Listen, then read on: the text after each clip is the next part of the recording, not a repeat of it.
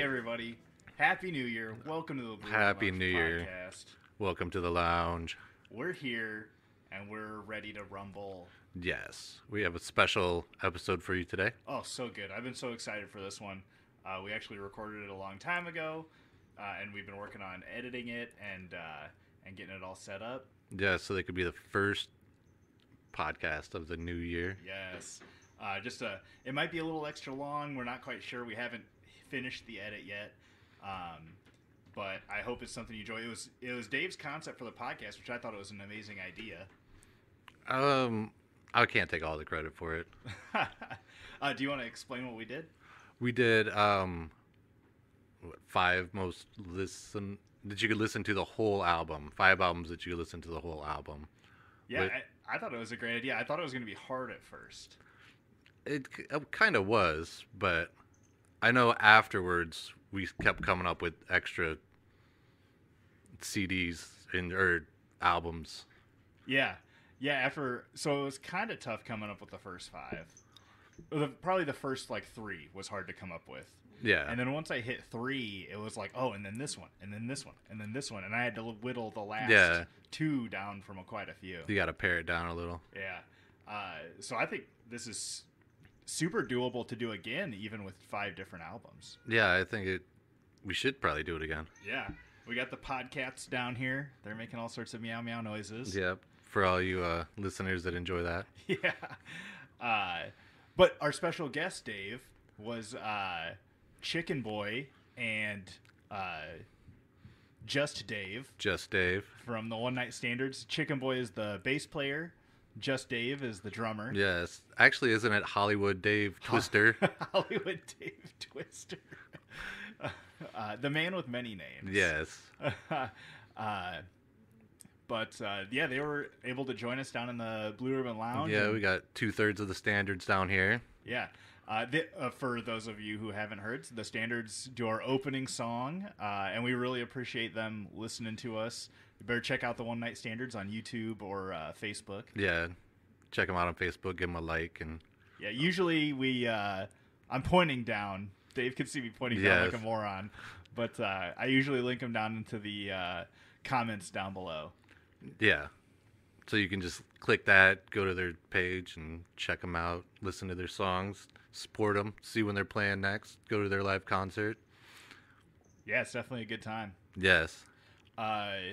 So before we get to the edit, Dave, and the meat and potatoes of the podcast, was there anything that you that stood out to you in this recording? That I remember? I just know it was fun, and I'm sure it'll be enjoyable to listen to. Yeah, I thought it was really good. There wasn't a lot of crosstalk.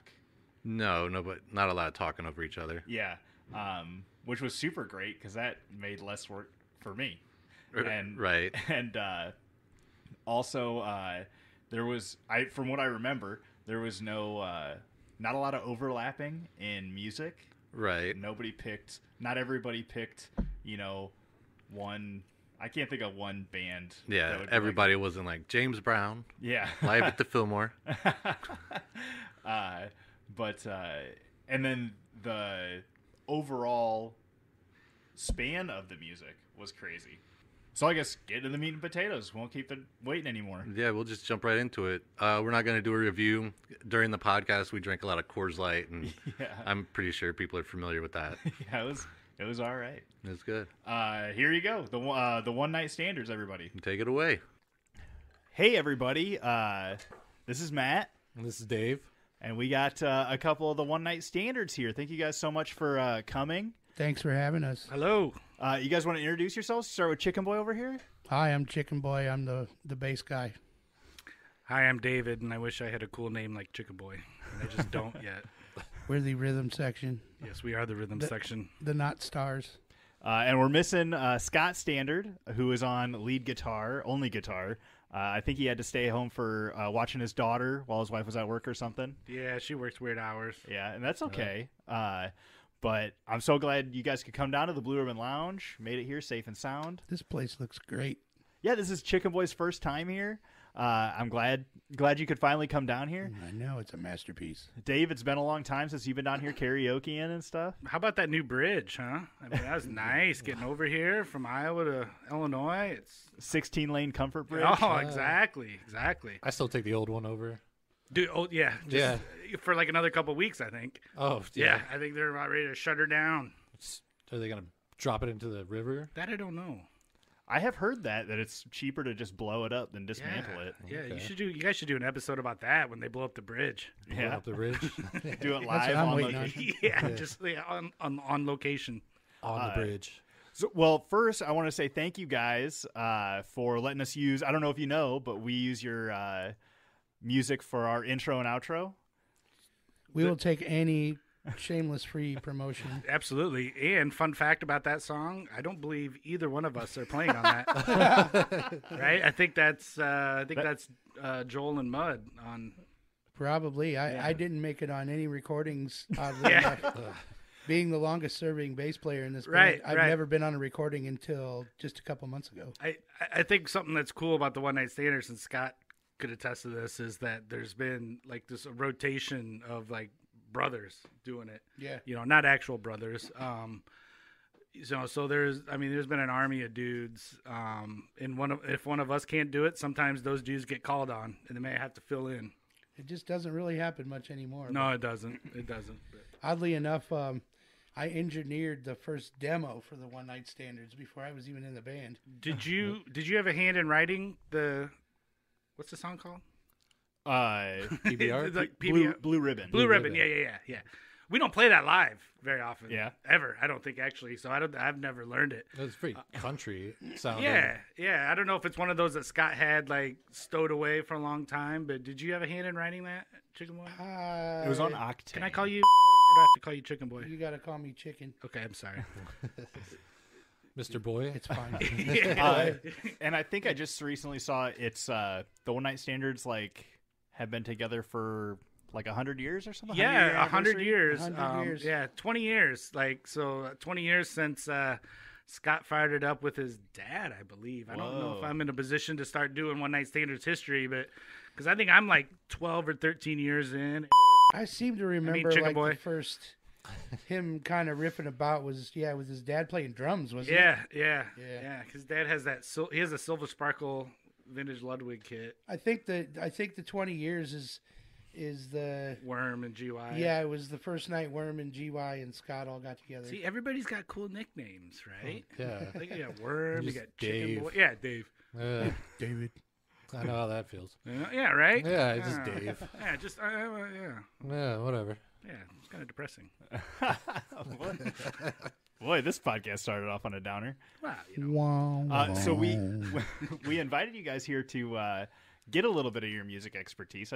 Dave kind of came up with the idea. Thought it'd be fun to talk about some favorite albums. Yeah, like ones you could listen to start to finish. I mean, not necessarily like your top 5, but ones that are up there. Yeah, so when I was making the list, that was one thing I was thinking about, like, because there's so many different ways you can approach it, right? Yeah. You know, I like this record because it has like 4 really killer songs on it. Right. But does that meet the criteria of all the way through record? Total right? listenability. Yeah. And then the second thing is like how we listen to music now, right? How often do you throw in a whole record or a whole CD? Yeah. Usually, Shut that off, please. You know, because I feel like my list, not to spoil it, but a lot of my list goes back to like the CD age, right? Where I would throw in a disc and go to start to finish. I don't know how often I do that anymore. Well, and that might be like just a sign of the times. Absolutely. You know? Like, I mean, if you have a record, you know, maybe you only like side A or side B. Right. I'm a big B side when it comes to old like Elvis and Johnny Cash and stuff. Those are the records I listen to. Yeah. And I'm a big B side kind of guy. Sure. Yeah, but nowadays I think most artists are just looking for that one, like, get it out there, right? Yeah, or go like viral kind of hit. Or they're doing a lot of EPs, right? So you just throw out like 4 or 5 songs at a time. Right. You know, because again, I don't know if the demand's there for a 12-track start to finish kind of thing. Yeah, it used to be like on the merits of one song you heard from a buddy or on the radio, you spend $18 in hopes that the rest of it would be, follow behind it. Right. And now it's just 99 cents. Boom, you got the song right now. Yeah, you just buy the one you want. You could do a whole episode on like the disappointment of like this one killer song, and I went and bought that record, and that record's trash. Oh yeah. Or have you ever had the run-in where you see a band live and they have such energy, and you buy their album and it's just like, yeah. Oh man. Or flip side, where like I went into seeing a show, I was like, I didn't really like their music, and then I see them live, I'm like, oh, okay, yeah. I get what they're doing. It just didn't come across on that disc I heard. Right. Or I've had it the other way. I probably shouldn't bash any artists, but I've loved this artist for a long time, and I finally got to see him live, and it was a fucking stink show. Yeah. Oh, was that recent? It was a couple of years ago. Okay, I did. I was just. Yeah. It was a one-night standard show. It was, yeah. Do we want to get into it? Yeah, I mean, are we all just firing off our list individually, or are we kind of back and forth? Or you got your list. Well, I thought we could do like one at a time. One at a time. Everybody do one, go around. Yeah, go around. Like we're playing cards. Yeah, and it doesn't have to be the top 0 or 5 to 1 or 1 to 5. Just pick a in song no particular order. Yeah. Are you guys in on this too? Yep, we got some too. Awesome. You want to go first, Chikkin No, Boi? Dave goes first. Oh, okay. Dave's always first to He finish. counts us so in. Here we go. Yeah, 1, 2, 3, 4. So I feel like it's a lot of pressure now on me. Like I'm setting the tone here. Like, what if I come out with this? All right, Dave's getting skipped. And you guys like, am I talking to me? We'll edit this out and post. I come out with this. All right, so number 1 I went with is probably, I don't know, it seems pretty obvious probably, but like Radiohead's OK Computer. Like to me, that was super special record. I remember seeing MTV late night, Paranoid Android, the second track on there was on MTV, and I like turned on the TV right in the middle of it, and it's that weird cartoon video. And I was like, "What the heck is this?" And then at the end, it's like, "Oh, that's Radiohead." Yeah, that's Radiohead. So to me, it's a really good start to finish record. I feel like it's kind of maybe it's like a transition, kind of for where they moved away from the bends and just the kind of guitar sound into what they ended up doing with future records. But yeah, I think Radiohead's OK Computer is a great record. Quick little story: when I was in London, they were playing at, I think it was like Wembley, some place that holds like thousands and thousands of people. And we thought, oh man, we should go see that Radiohead show. And of course, it had been announced forever. So we walk into a Virgin record store to buy a couple of tickets. And the guy behind the counter is just kind of, you like those bedwetters, huh? And I was like, bedwetters? Right. Bedwetters. I never. So apparently, if you don't like Radiohead in the UK, you refer to them as bedwetters. Bedwetters. Yeah. Is that the same album where they have that one video where they're driving the car backwards and the fire's following them? Yeah, Karma Police. I believe. Yeah, that was one of the first ones. That's a great record. That's a great track too. So yeah, start to finish, I think it's solid. Yeah, I've given that record probably about 100 listens. Yeah, see, it's almost a total banger for me. There's a couple sleepers in my book, but no, wow. Absolutely not. Really, guys, what I'm looking for is validation from Eric on my list. So, okay, cool. That's why we're here. All right, cool. Thank you. Hey. Woo. Oh no, I definitely gave that one quite a few spins and lots of bangers on that one. Eric likes my stuff. All right. Well, I can put a damper on things, throw a wet blanket on it. But I went, my first pick, I was thinking Daftpunk Homework, which was their debut album.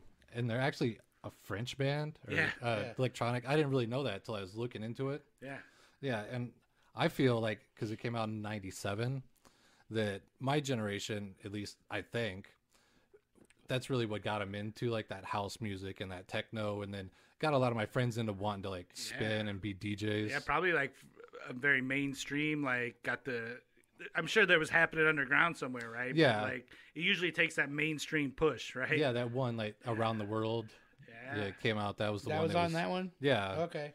And then we always call it the Wanana Wanao song. It's like Wanana, but it's called like the Phoenix or something. But that was the second track on that. Does that one have Technotronic on it? I don't think so. Okay. Edit that out too, please.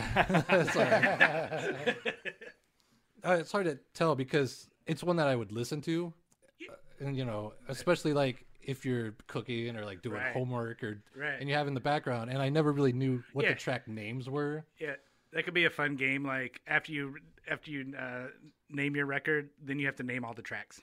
Right. I would fail too. Right. Yeah. In order. Because, them being albums that you put on and listen to completely, you don't really know the tracks. You're just like, that when this one ends, then this guitar, this is gonna kick in right next. Yeah. Is that one more like background music to you? Is it like, as opposed to like, when you would sit and like stare at your stereo while you're listening to something, It wasn't mainly background music, but it's also like I said, if you're cooking or something, then sometimes a beat will come on and you'll do a little dance by yourself. Saute those onions, man. Yeah, exactly. Yeah. Oh, goodness. Chikkin Boi? My turn? Yeah. All right. This is the most probably commercially accessible one, but my first pick was Check Your Head by Beastie Boys. No, that's a good one. I can spin that all the way through. That's a good one. It's inherently New York City more than any of their other records, in my opinion. And like every track's a banger.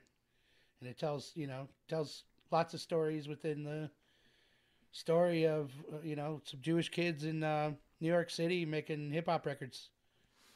Yeah. Total banger from front to back, man. That is a good one. I mean, I like a lot of their stuff. I've always been a big fan, but that's the one that I can listen to from front to back and not have to skip anything. Is that the Sure Shot? Is that the one? That's on Ill Communication. That's on Ill Communication. So then, what you want? Yeah, and there's a couple other ones in there. Plus, there's a couple good instrumentals on there too. It gets a little like reggae-ish near the end.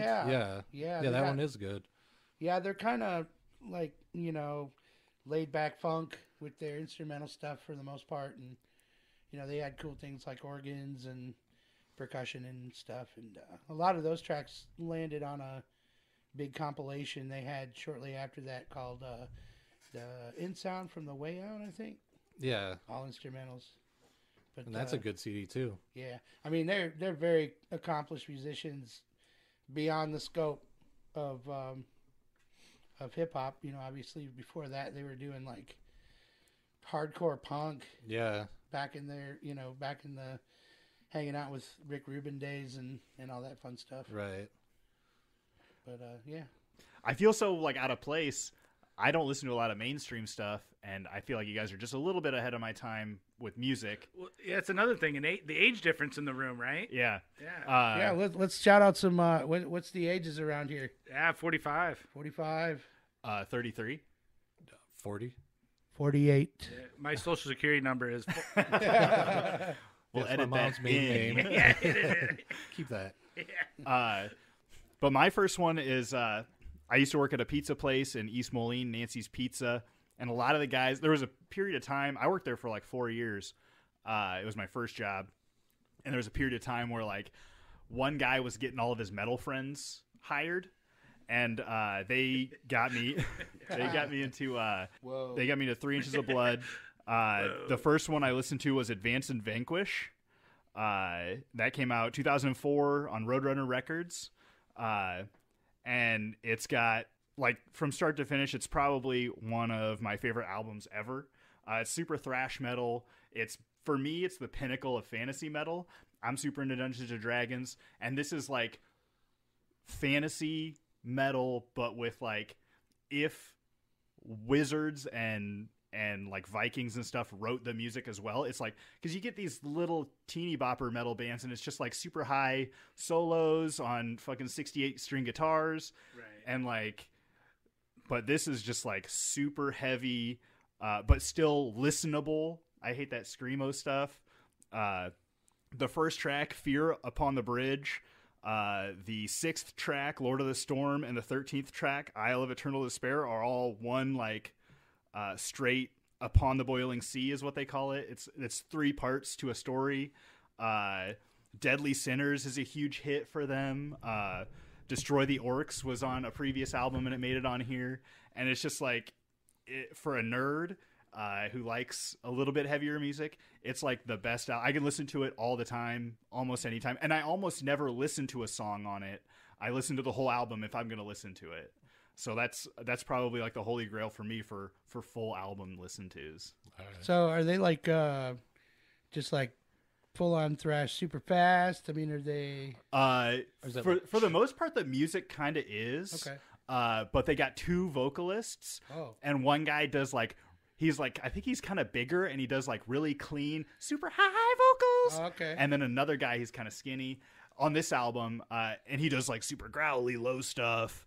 But it matches really well, and they come in at the perfect times and stuff like that. All right. Yeah, it's a really great listen. I just mixed Exhumed the other night down at the Raccoon Hotel, and they were kind of contrast like that. It was interesting for me. I ended up calling it.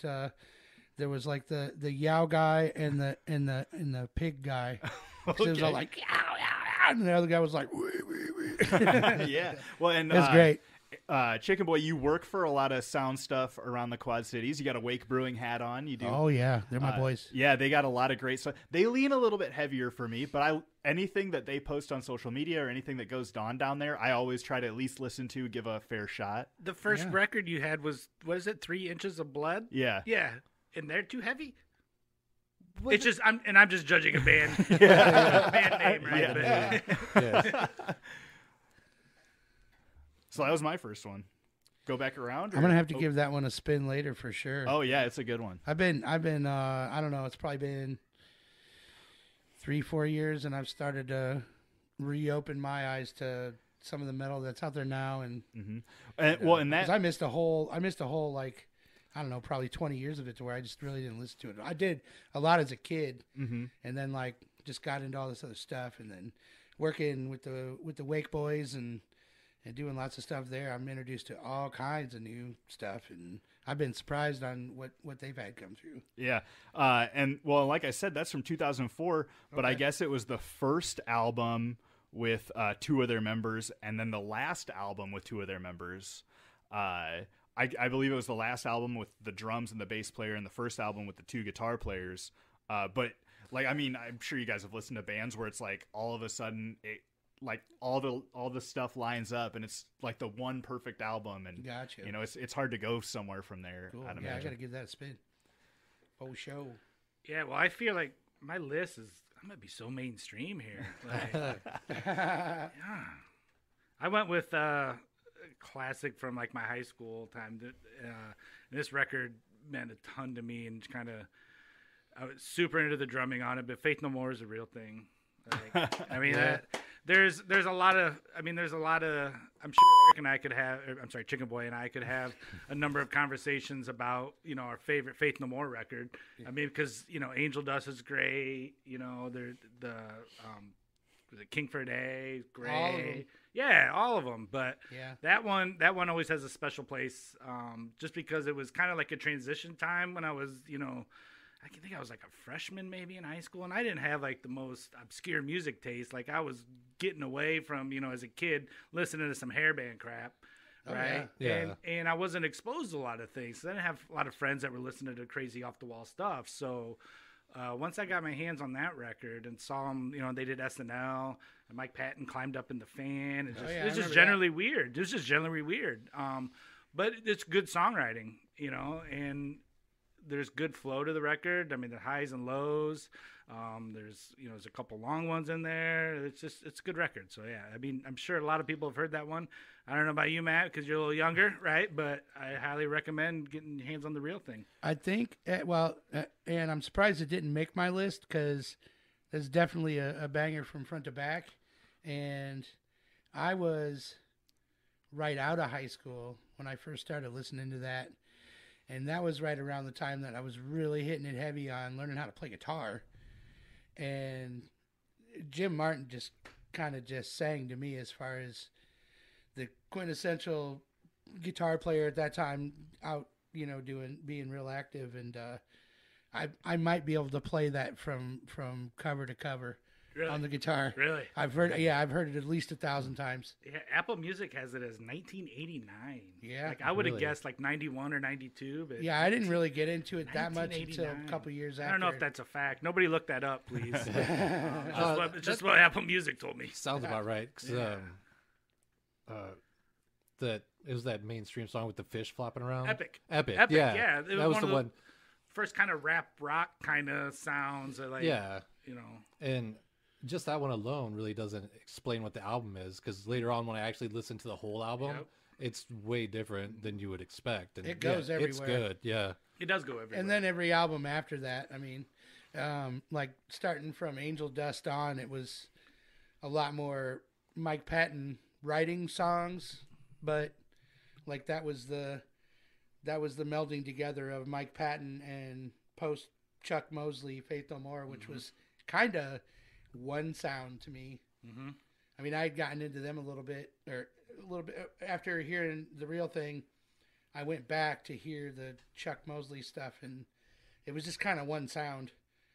And The Real Thing kind of expanded on that one sound like quite a bit with a better producer, and then like after that it was just like the sky's the limit. These guys were writing everything from metal to ballads. Yeah.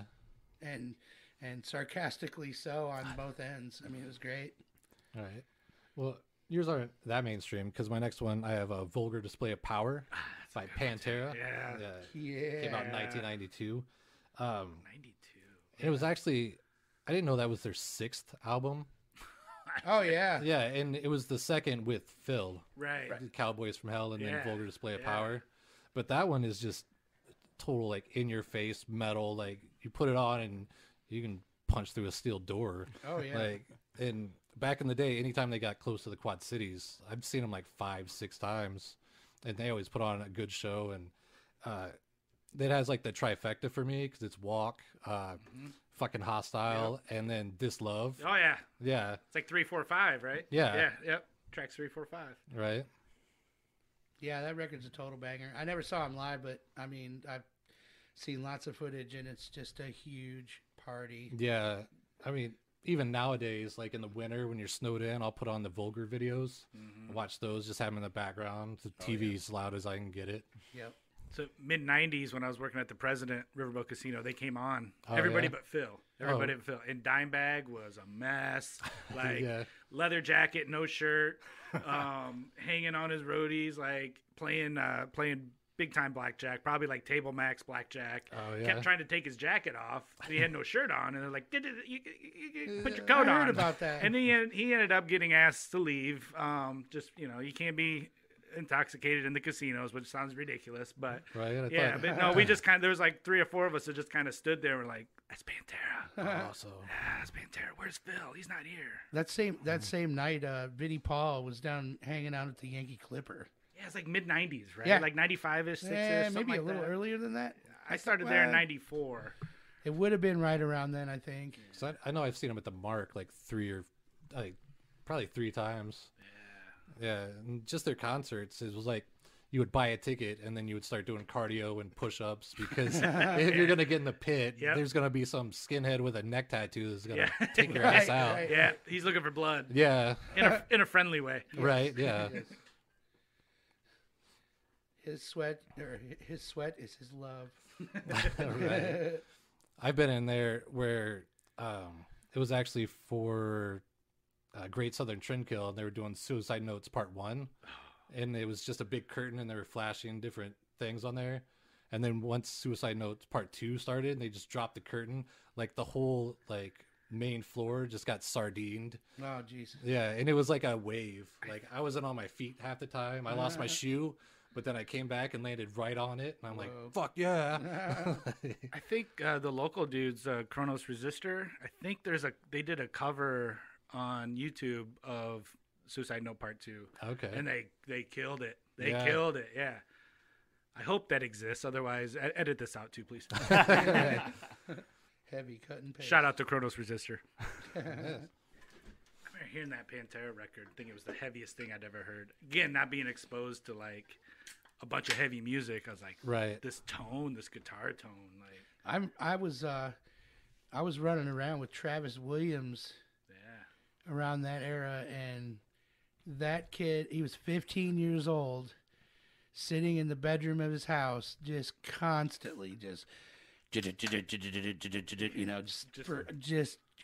it down. Just playing dime bag riffs. Yeah, the only guy I knew that could do that stuff, and he'd just do it all day long. Yep.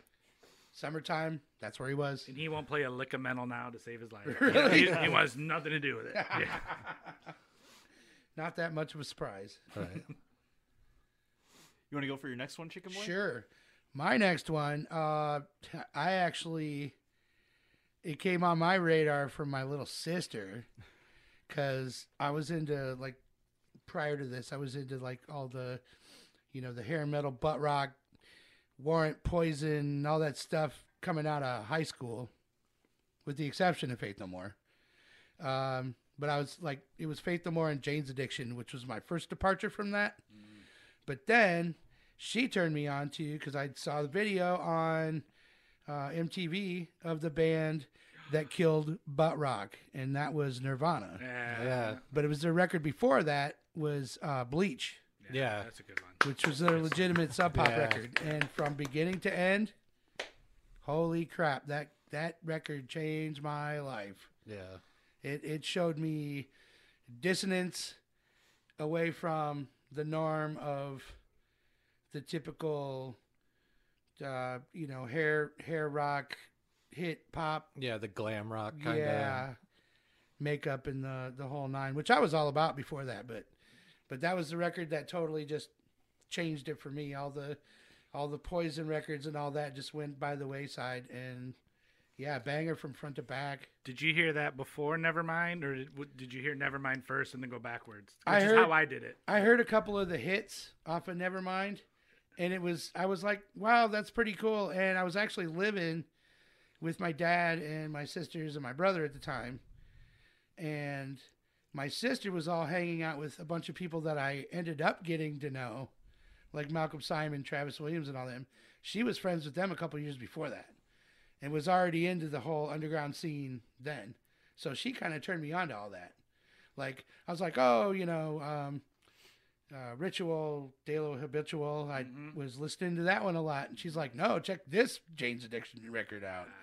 Oh, yeah, Nirvana, they look cool on TV. Check this Nirvana record out. So she was younger than me. So, I mean, in that way, she was always cooler than me. So, whatever.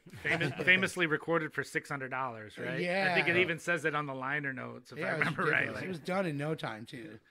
I feel bad because I have never been like a mainstream kind of guy. Why should you feel bad? Well, right? like, because I don't know any of these songs, and I feel like Nirvana, I should know. Like, Smells Like Teen Spirit is like the one song I know of them. But like I'm like, I trust you guys. I'll hit up some of these things. Well, this record, I mean, legitimately, this record was before they were. I mean, they were touring nationally, but under an independent label. Yeah, before Dave Grohl.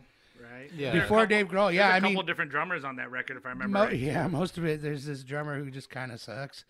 But a couple of the songs feature Dale Crover from the Melvins. Oh, okay. Yeah. And because you know the Melvins. Yeah. Because the story goes, there's Kurt Cobain, and then there's Buzz from the Melvins, and they grow up in the same town, Montezano, something like that. Sure. In Washington, and Kurt Cobain's just this poor, doesn't have any money kid, and Buzz he's starting his career, in this underground band, and Kurt Cobain's always sitting on the front porch listening to those guys jam. And then when he finally gets his shit together and gets the bass player, then Dale is the guy that kind of charity-wise helps out doing some of their shows and stuff. And then they get this other drummer, and finally Dave Grohl comes on the scene after Bleach. But so there's a couple songs that the drums are just absolutely just crazy excellent. Mm-hmm. Enough about that. Well, I mean, arguably the most mainstream album I have on here is a Christmas album. And we're recording this Die Hard soundtrack. we're recording this year. Die Hard is not a Christmas movie. I'm sorry. Can I come back sometime and do another episode about like how Die Hard is just not a Christmas movie. I got 2 hours of material. I apologize, Matt. I hope it's sore. But it's during a Christmas party. It's Christmas related, maybe. Oh, okay. Anyway. Adjacent. All right, yeah. Adjacent, yes. Oh, but this is probably like the most relevant Christmas songs that you'll hear in like Target, you know what I mean, or like your Walmarts or Kmart's. But J.D. Mcpherson, I don't know if you guys have ever heard of him. I think he's rhythm and blues. On here it says rock, country, rockabilly. I mean, you could say rockabilly. He's got an upright bass, but anything with an upright bass, they just call rockabilly. Right. So J.D. Mcpherson put out a couple of albums. This is his third. And he plays with Jimmy Sutton is on the upright bass, and he was a huge, I think it was Chicago rockabilly scene guy. I mean, he was playing rockabilly in like the 80s, 90s, big pinstripe zoot suit looking things, and just really classic. Like when the Stray Cats were like neo rockabilly type stuff, he was doing traditional rockabilly. But like his drummer, you would probably love his drummer. He's just always on, like super small kit. Occasionally uses like a shaker. Yeah. And then he's got a piano player, which is always fun in a band. And I think what they do, because I've seen him probably 5 times, I think. And I got to see a full Christmas set, which was amazing. They had big cutouts all over the stage and stuff. It was beautiful. But his piano player, I think, just puts a keyboard in like a piano body. And I think they also do bring a piano. But they have a great stage presence. And then he has a rhythm guitar player who also plays sax. And it's just such a full sound from this band. But they got songs called like All the Gifts I Need, Bad Kid, Hey Skinny Santa. Socks is obviously what the album is named after. Santa's Got a Mean Machine, which is just about Santa driving around in a hot rod. I mean, you got everything from like super classic Ugly Sweater Blues is a song to that Santa's Got a Mean Machine, which is like very rockabilly. But you'll hear a lot of these songs in your Targets, in your Walmarts now. It's on the radio. No kidding. Yeah. But no like traditional Christmas songs on there. These are all new. All his. Yep. Yeah. And they're all great. That's how you should do Christmas records. We have enough like Frosty the Snowman's out there. Yeah. Right. Yeah. Right. It's Rocking been around done. the I don't know. Christmas tree. Yeah, I don't know how many different takes you can do on it. And arguably some people do it better than others. Sure. And so just drop off the bad ones. Like, I hate hearing a bad cover on the radio because I love Christmas music. I love being in the spirit. Well, there's essentially 8 Christmas songs. I've done the research. I counted. Do you have 2 hours on this one too? I could. We could schedule it. Yeah, I could probably combine that with the Die Hard Christmas movie rant. But Dave tears apart Christmas. Dave Standard tears apart Christmas. I love Christmas. No, I'm not even Dave Standard. I'm just Dave. I don't have a cool name. Yeah. But like years of working in the casino industry, where like after Thanksgiving, boom, hours and hours of Christmas music. Now it's after Halloween. Over and over. Yeah, there's like 8 songs, and they're just over and over. But yeah, that's all I got on that. If you want to listen to a good Christmas album next year, this will probably come out in 2022. But listen to this album, and honestly, I listen to this song all throughout the year. It's just such a great album. Throw it on, it picks you up. Yeah. My turn. Yes. So I'm gonna go ahead and just keep it in the 90s here. I swear I'm going to vent. Well, technically, I guess real thing was 89. So But I got to go with Tool's Aenima. And then for years, never knowing how to pronounce it correctly too. It was always. I thought it was like Aenima or. Yeah. It's that Greek. It's a Greek letter, right? The A and the E. Yeah, like stuck merged together. Yeah. I think that was on purpose. Probably. Probably. Those guys have a very tongue-in-cheek sense of humor. Absolutely. Right. So lost on a lot of people. Yeah, so for years, I don't think I even pronounced the record title. I just was like, put in that new one from Tool. Yeah, it's the one where, with the cover. Yeah, there was a bunch of cool artwork with it. Yeah, but you had... you can, like, flip it and it moves. I know this is an audio medium, so me moving my hands... No, they can see that. Okay. They see it with their ears. Cool. They can, yes. Cool.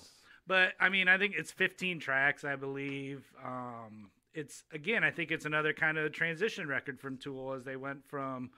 Undertow to Lateralis, and Lateralis, when they really start to get in, they start to flirt with, like, you know, let's do multiple 10-minute songs. Jam band. Kind of, right? Yeah. We listened to 10,000 Days when we drove up and played Clinton years and years ago. Oh, yeah. And that was the first, I think the Chikkin Boi quote was like, man, these guys just want to be a lot more like Pink Floyd than they want to be like Tool anymore, Dave. They do, because, I mean, they used to just...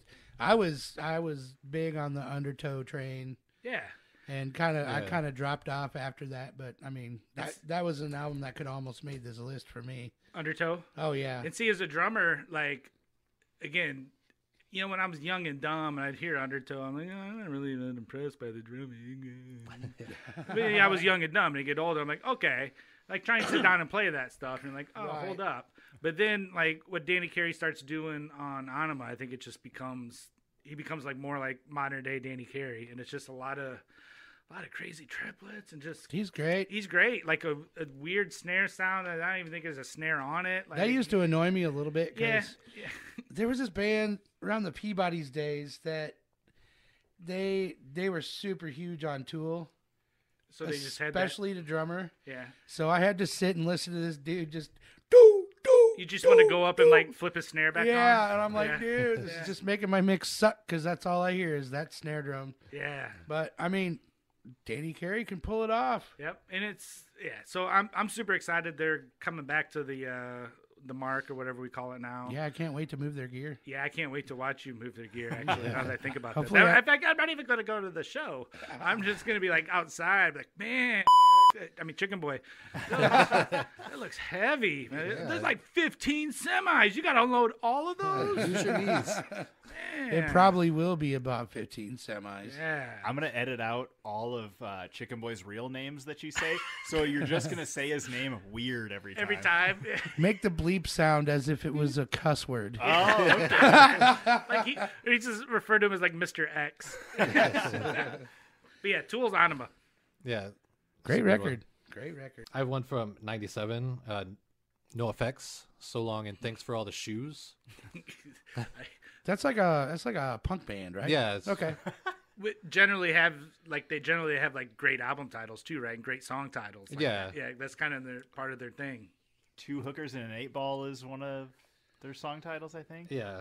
Not from. Or maybe that's just a line. I don't know. It could be, but this is their 6th studio album.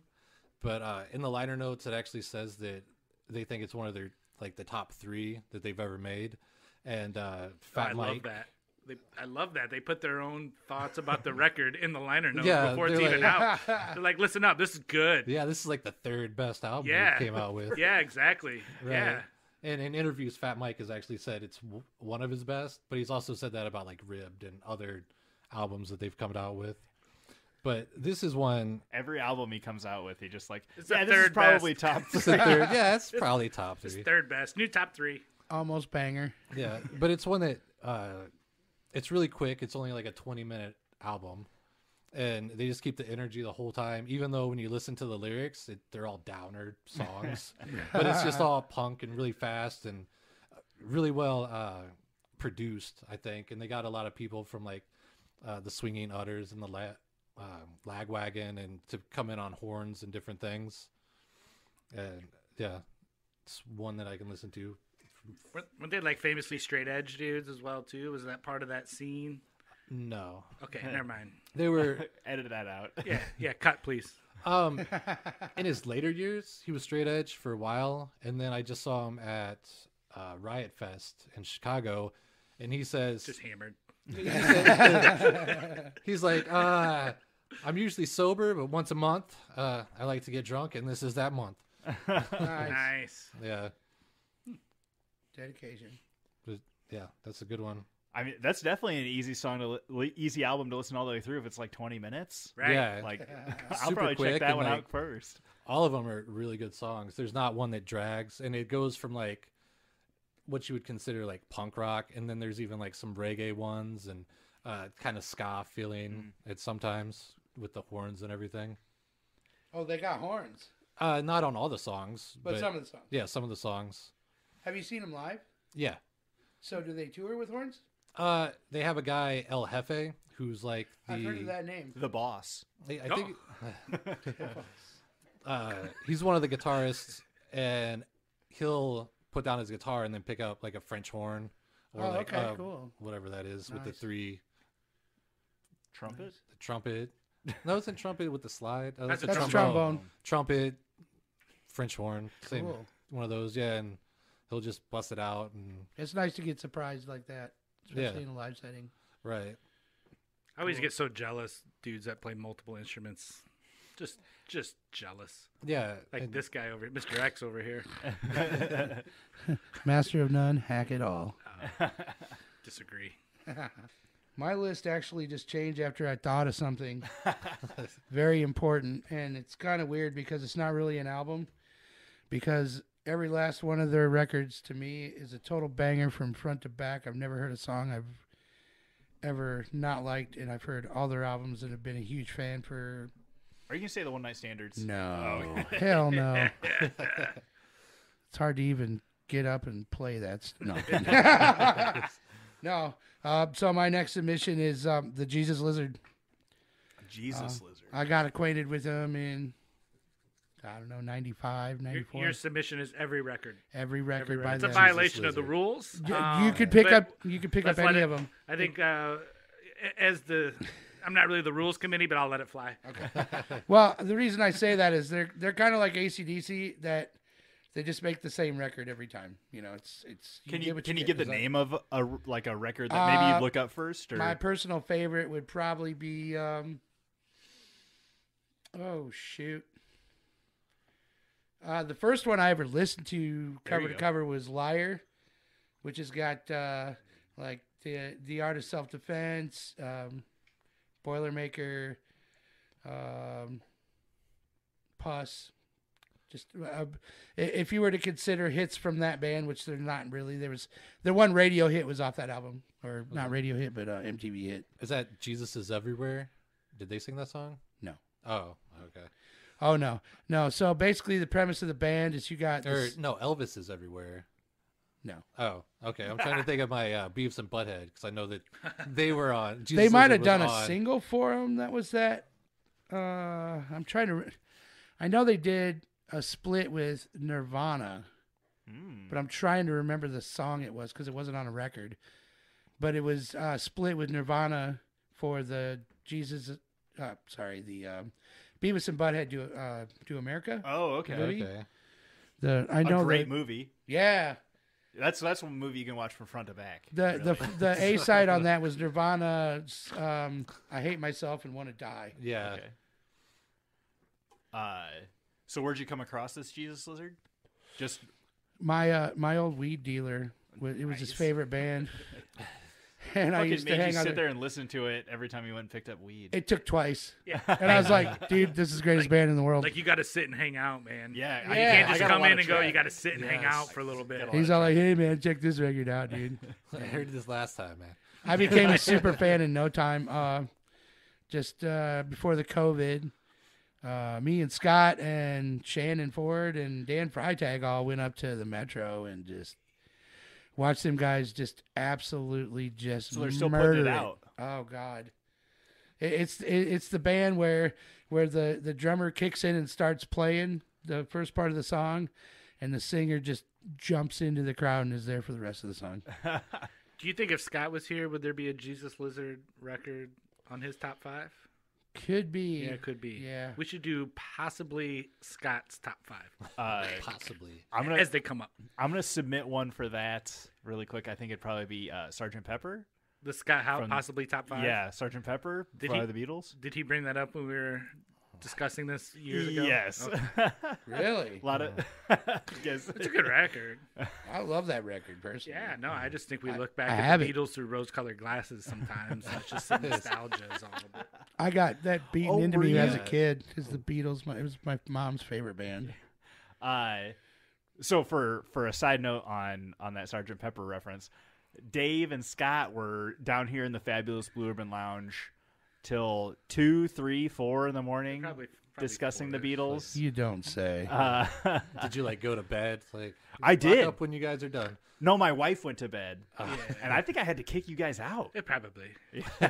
We would have. Usually, when it gets late like that, I like to think we're like, as we grab that one more beer, like, is it one more beer? Cool. No. Yeah. No. Okay. Cool. So for my next one, my vivid memory on this one is I went to. Do you guys know Tony Jaquin?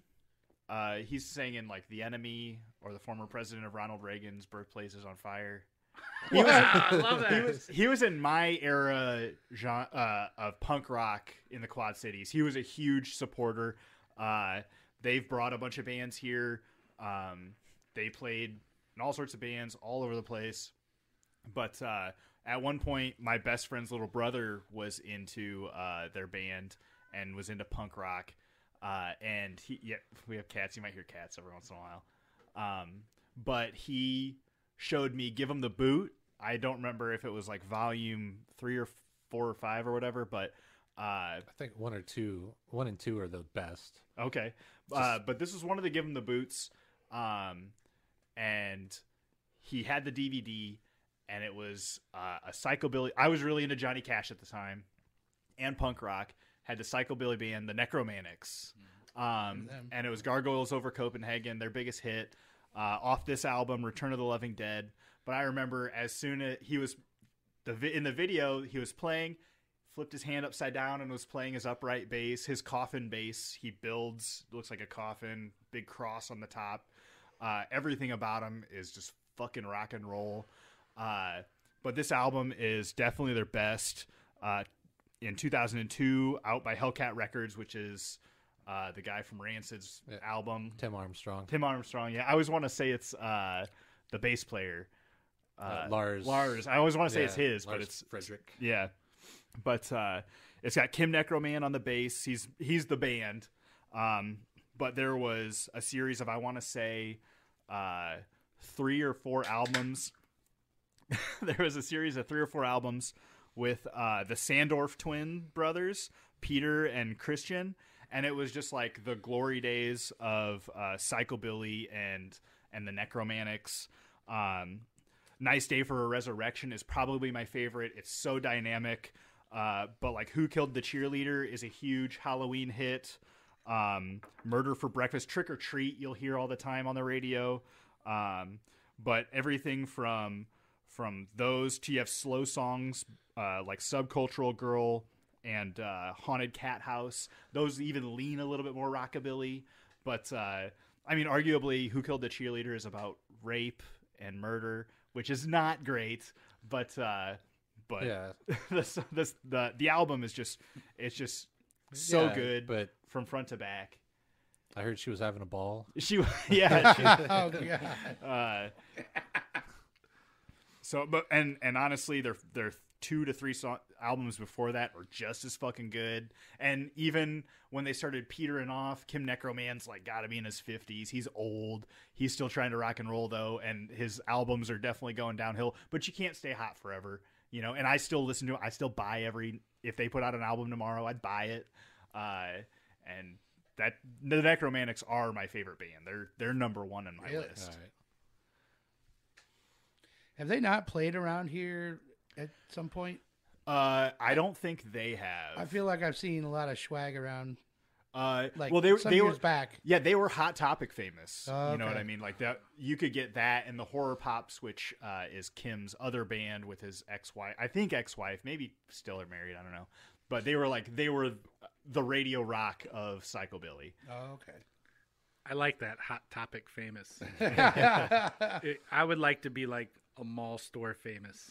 Where they buy your shirt, but they I'm don't like, know your songs. Hi, I'm Right. Dave. I'm JCPenney famous. You guys come out with a T-shirt. You could be Abernathy's famous.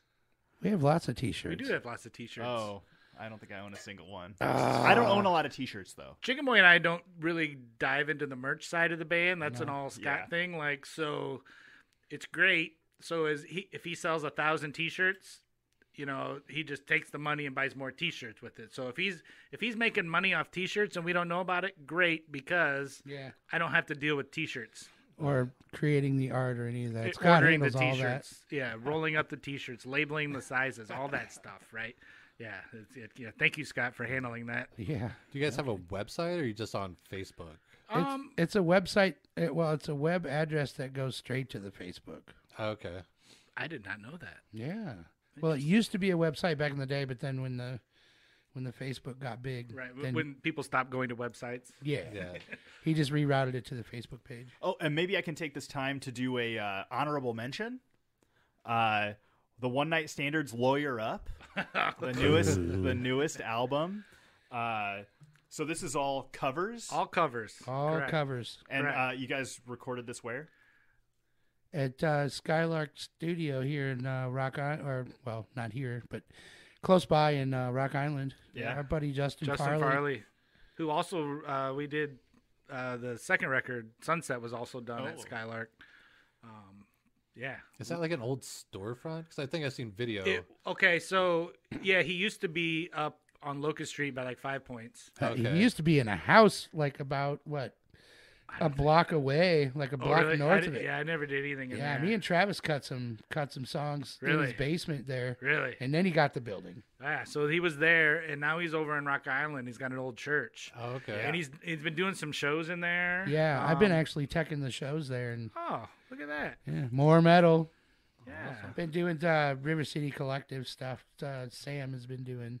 Yeah, so huge shout out to Skylark. Like, no kidding. Farley, they got the good goods. dude. And the album sounds great. And I'm glad you guys put it out. I know PBR's on here. Me and Dave wanted to use that for the podcast. Actually, you know what? PBR's not on here. I thought it was. But anyways, I will add too that it was we did rehearsals for our summer shows this year, and we needed to have something because people constantly, they're like, well, when's your next record coming out? When's your next record coming out? And we're like the world's laziest band. Yeah, and then there was COVID, so we did nothing. Yeah, instead of, getting creative and getting together and doing all that stuff. Some bands were doing cool like live streams and stuff. We did nothing. No, we didn't do that. We were stupid. But we went in, and during those rehearsals, I wanted to have something. So it was determined we did 3 nights of rehearsals, and it was only during the second night that we actually recorded this. And I think it's actually on the Skylark YouTube that you can watch some of these. Could be. I was actually looking at Scott Standard's YouTube. There's a lot of great videos on there of not just the One Night Standards, but a lot of crazy local bands. And stuff like that. Scott used to bring a camera to like every show, and he would just record every show we did. I think for his personal, like, to critique him and to listen back. I think when we would not get together and practice, he would sit and play along to those videos. Right? That was kind of like practice before gigs. So he has archives of like live standard shows, and then when he and I were doing the After Darks with Joe, and then every now and then he used to bring that camera along to other local bands' gigs. So there's all kinds of local stuff on there. Yeah, on the Scott Standard YouTube page. Yeah, another honorable mention: Blood, Sweat, and Gears by the After Darks. Yeah, 97 songs on that record, right? it's all 27 minutes. It's all of their EPs put onto one album. Yeah. Crazy. Those are good times too. Being a part of the After Darks, kind of local legends. I mean, like one of the rowdiest like Rascals show I ever played. It was when I was with the One Night Standards, and I believe it was an After Darks like CD release party. And it was like wall to wall, front to back, side to side, packed full of people. It was one of the coolest shows that I've been a part of. It was when they opened up that other half of the building. It was before. So before that side was open. Oh, yeah. okay. So it was on like the bar side. Yeah. It was so much fun. It was, I believe, no, it was a different gig. Yeah, cut this out. You got another one, Dave? We had to bring 5, right? Yeah. Yeah. I'm gonna modern it up here a little more, and I'm gonna bring it all the way up to 2009 for number 4 here. 2009. Getting out of the 90s. Exactly. I'm going with Manchester Orchestra's "Mean Everything to Nothing." Who? Manchester Orchestra, "Mean Everything to Nothing." Not on my radar. This one, so they got on my radar thanks to one of our old coworkers, Andrew Johnson, Slot Tech. Okay. I know that guy. Andrew Johnson, so much music, like he exposed Super me to fan. it. So much music. I have some great One Night Standers photos that he did like years ago.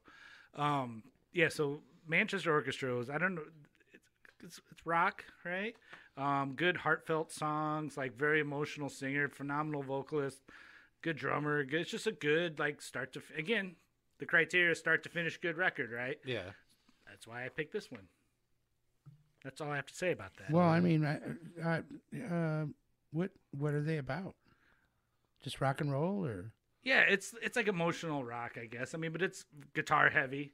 You know, they're not breaking new ground or anything, but they're just like, it's the vocalist probably is like the energy behind the band. Good drummer. So yeah, does it fall along the lines of? You want a comparable? No. What I'm getting at is so what was it? It was shortly after I came back, I think. It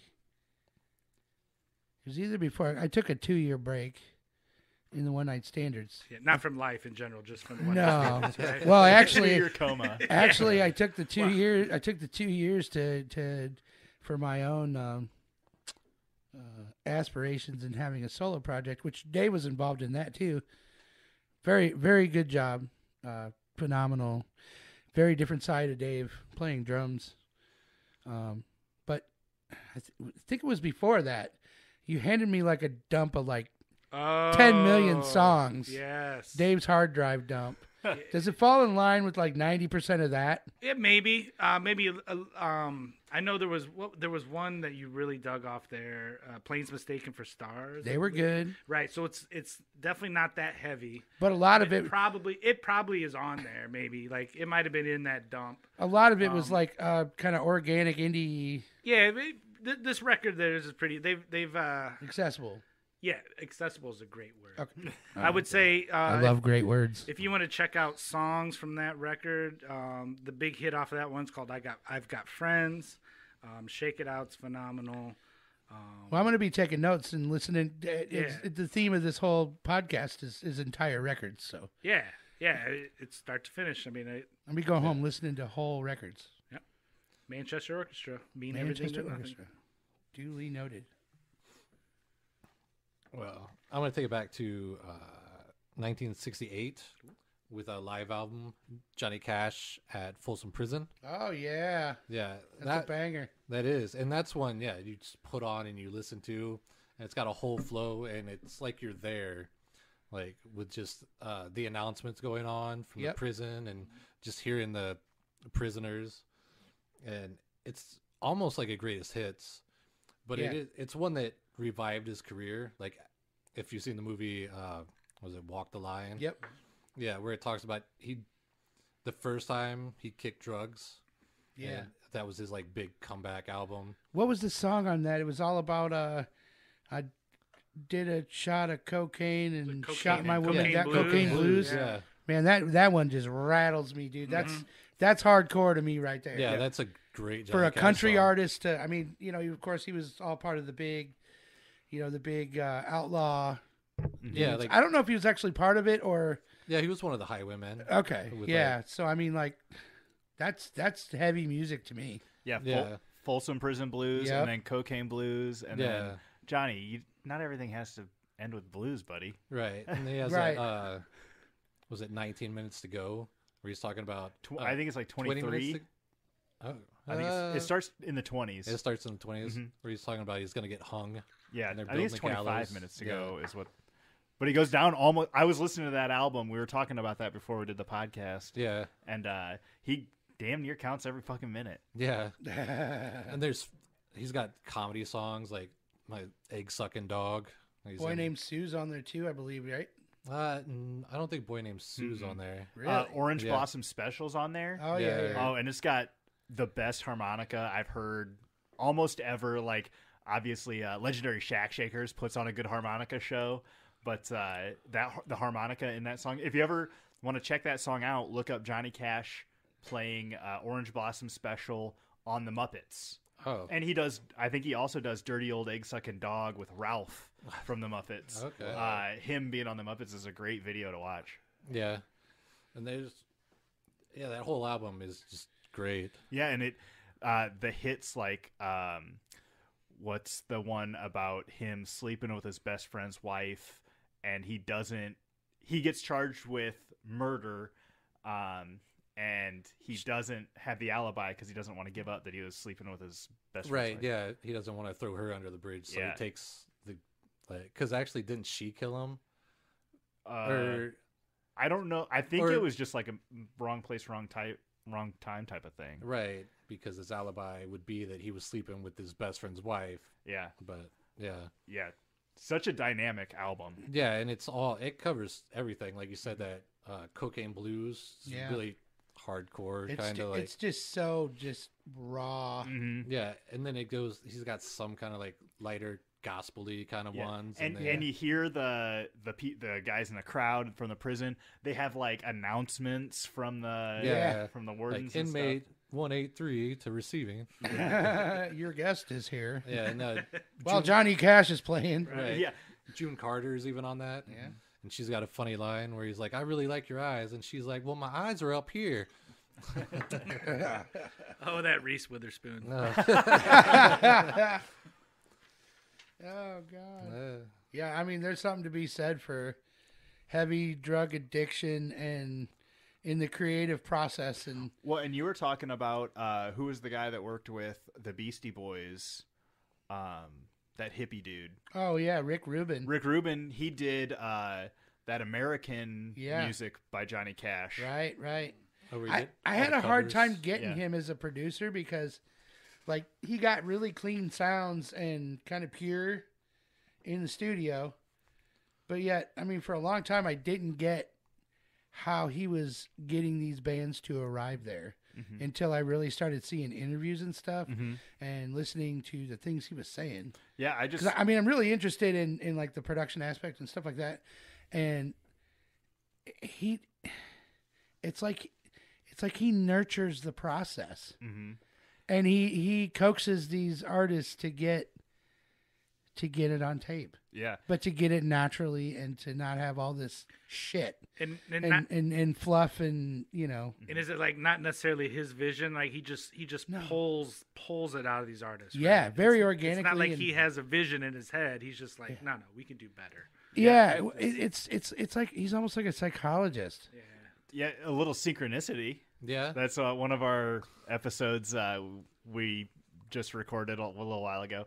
But I watched I don't remember if it was 30 minutes or like an hour documentary on YouTube about Rick Rubin. Yeah. And he has this estate that it's like his house is super minimalist. Yeah. It's all white. Everything is white. I've seen that, I believe. Yeah, and it's just talking about how to make better music with less. Right. And I'm not necessarily a big Jay-Z fan.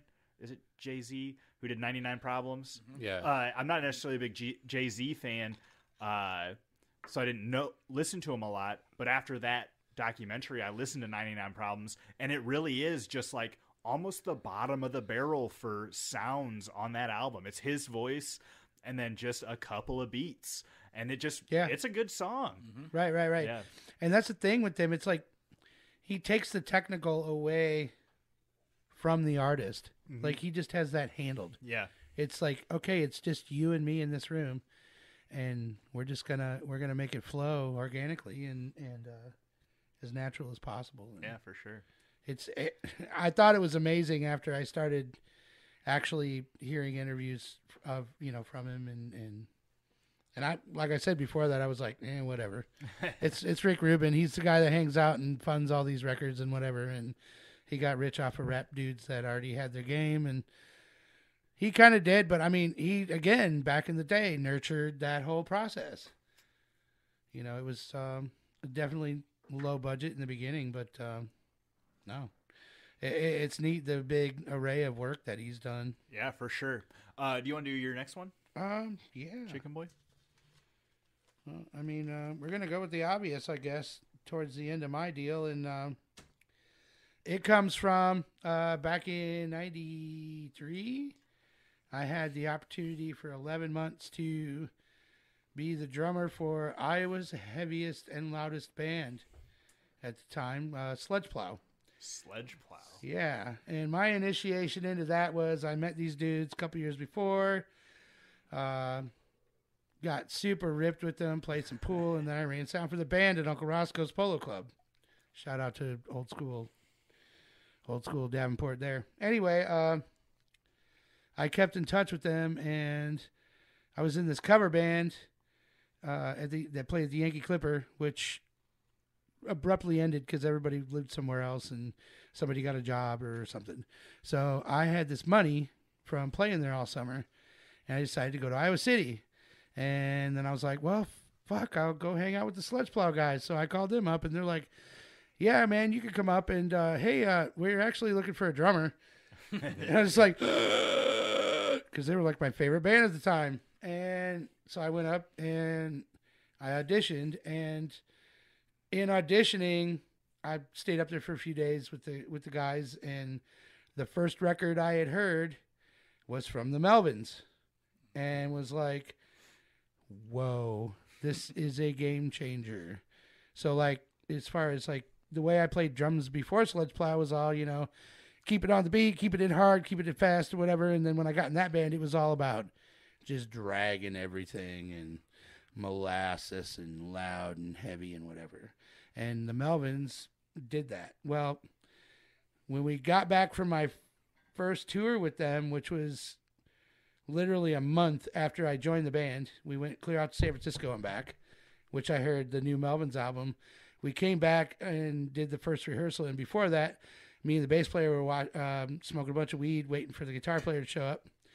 And I heard Bullhead by the Melvins, which is a banger from front to back.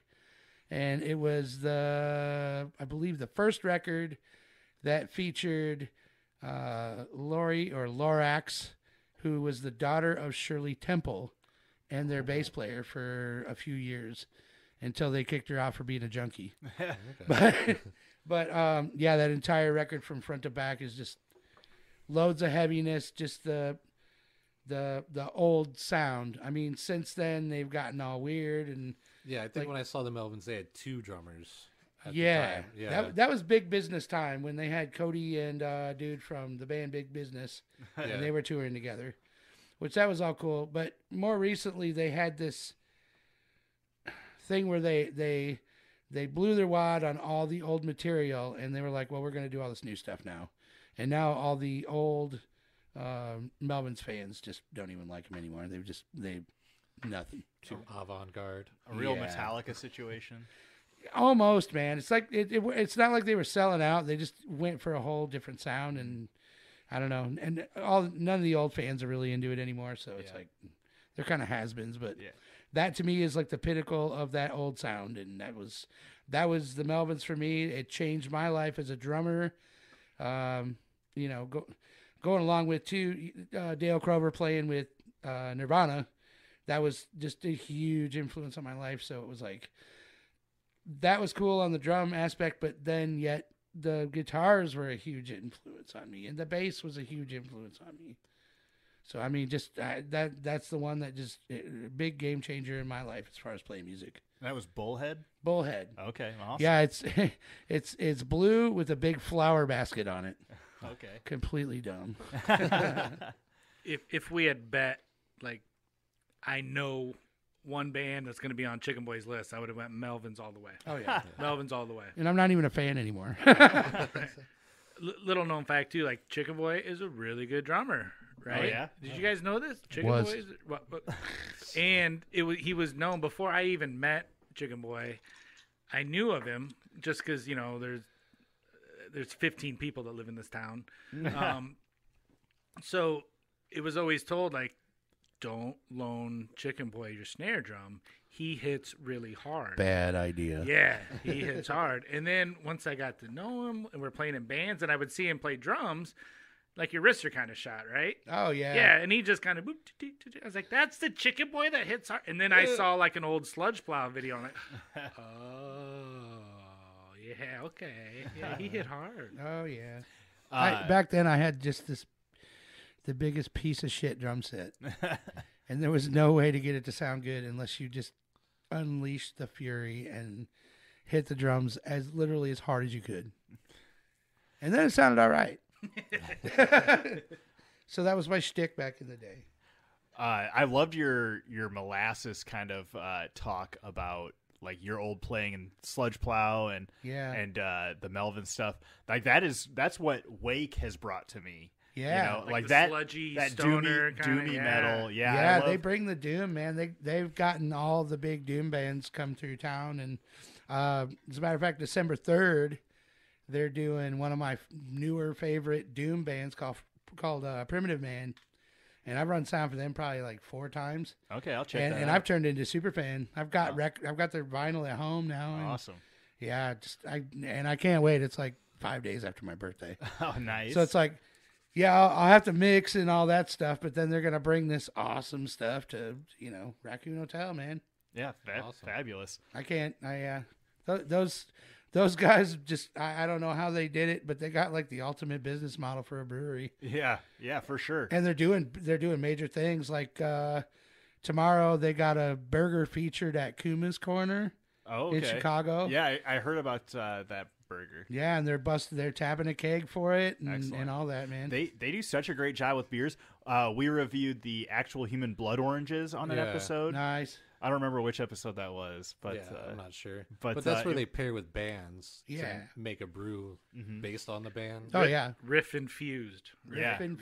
I like to imagine that they just blast the metal while they're brewing it, so like they actually do. Yeah, that's the riff infused part. Awesome. You have the front, the tap room, and they're blasting their music and whatever. And I've had the opportunity to walk into the back, and there's constantly metal playing. Yeah. Little known fact, I helped make.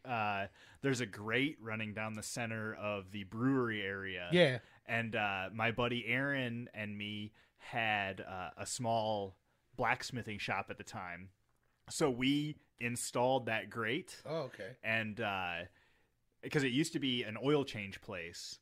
Yeah, we installed that grate, and he actually made the railing around the bar too for the foot railing. If you go in there, it's a pretty badass railing. It's like not something you would think to look at, but like it's all handmade and welded and shit like that. Like he puts a lot of time and effort into that thing, and it's beautiful. Wow. And like that's one of the reasons I got to know the Wake boys, the Paris brothers, and I love going in there because they're just so friendly and they're so about the community and the music, and that's all they try to do. They care. Yeah, they make the money they can by supplying what they try to supply. I believe Justin still works a day job.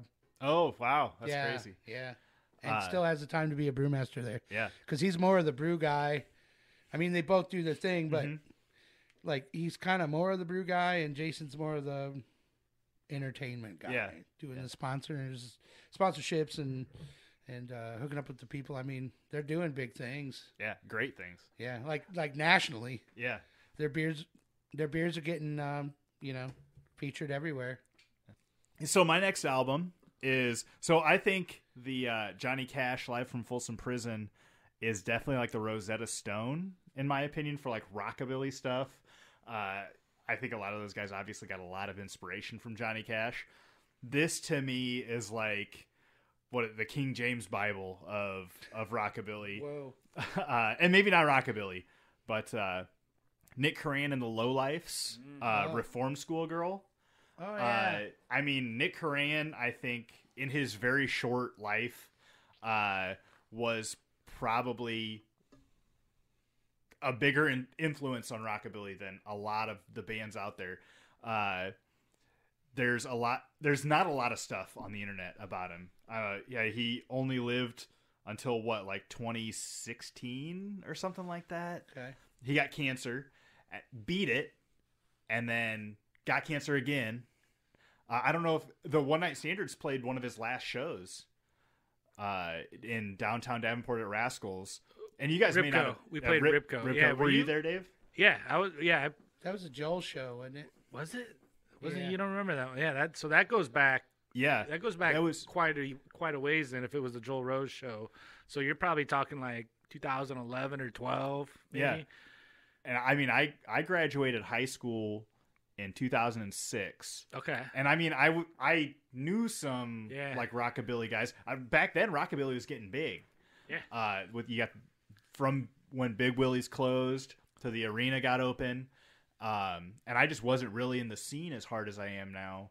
Like the cool kids scene, I guess I'd call it now. Now it's a little bit more metal. But back then it was super rockabilly. And I had just started hearing about this Nick Corran guy. I remember being at a show the week after and walking by to the bathroom and saw Nick Corran on this poster. And I was like, fuck, I gotta check this out. And it was fucking last week. And he fucking died like that year. Oh, jeez. But Reform School Girl, he's got a couple other albums. I like how he kind of changes his name with, like, he got Nick Corran and the Lowlifes, Nick Corran and the Nightlife for some of his other albums. And I guess I wouldn't consider him as rockabilly as I would consider him rhythm and blues. Very Little Richard inspired. Just super high, such high energy. And he has such a great voice for a little guy. So there's a video on the internet where they talk about him helping put together a show with a band called the Kings of Nothing. And the Kings of Nothing are like an East Coast big band type rockabilly band. They're very swing, but a little bit heavier than I think you would have in your head. They're heavier than like Big Bad Voodoo Daddy. But this video talked about him. They said, hey, we can make it, but we can't bring a bass player. Can you find us a bass player? And he's like, yeah, sure. They get there. He had cut out an upright bass shape from a piece of plywood. That he had screwed a 2x4 to it and put clothesline wire on it, and took like a 58 mic and put it into a drawer from a dresser and just screwed it all together. Nice. And you just get that hollow bass slap. And this video is a guy telling about it, and he does a great job. And just like it, that really speaks to the person that Nick Corran was. But this album's got songs like Tough Lover, Reform School Girl, of course. My favorite song on here is Flying Blind. Probably one of my top 10 favorite songs. If you guys ever heard of the Blasters, Phil Alvin from the Blasters is on that song. Okay. If I didn't love the Blasters' best of, like American Music, I think is their best of, that would be on here. But me and Dave kind of talked about it, and we kind of thought no best ofs. But that's fair. Yeah, that's fair. And I couldn't pick any other album other than that. Yeah. But this album is, you got to listen to it. It's such a great album. So were you at that Ripco show? I was not at that Ripco show, which is funny. I wanted Scott to be here to. There's a story about Nick Corran and you guys playing PBR from, which is a cover from Dale Watson or something like that. Yeah. I should know these things. Yeah. Well, and I was hoping Scott could tell it, and I won't. I'll wait. We'll get Scott on here sometime. Yeah, Scott will tell that story. Yeah, but that was one of the reasons why I didn't want to use it for the podcast. But it was just a funny story, and just the rest of that night and that story that Scott has told is it to me. That's like one of the peaks of the Quad Cities to have that kind of music in here, and I'm sure you guys have that band for yourselves. Like like, man, I can't believe that band came to our town. Well, again, shout out to Jason Paris. Yeah, right? he does 90% of that. I was going to bring that up earlier. Like, he's responsible for bringing so many cool acts to the Ribco. Melvins were here because of him. Melvins, Fishbone, Helmet. I love Helmet, and Helmet didn't make my list. Oh, that was a night. The only time I've seen Helmet, well, 2 times now actually, was because they came through Rock Island.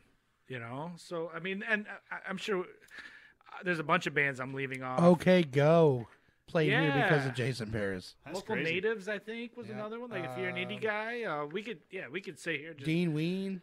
And, that was a big one. And yeah, Jason Paris has had like almost every bass covered. Like he did one gig New Year's Eve, Driver of the Year opening for fucking Meat Puppets. On the stage at Ribco. I didn't know Meat Puppets came through. Oh yeah, it was a big New Year's Eve night. Wow.